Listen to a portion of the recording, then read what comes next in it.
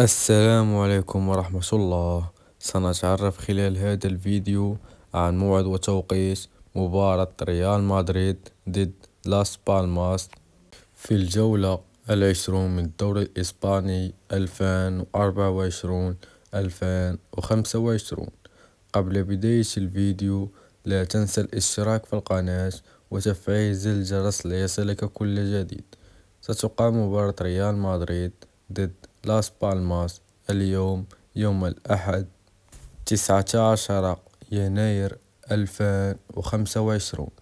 أما بالنسبة لتوقيت هذه المباراة فستقام على الساعة 4:15 زوالا بتوقيت المغرب والجزائر وتونس، وعلى الساعة 6:15 زوالا بتوقيت مصر والسعودية. وأما بالنسبة للقناة الناقلة لهذه المباراة هي قناة بين سبورت. دمت في رعاية الله ومع السلامة.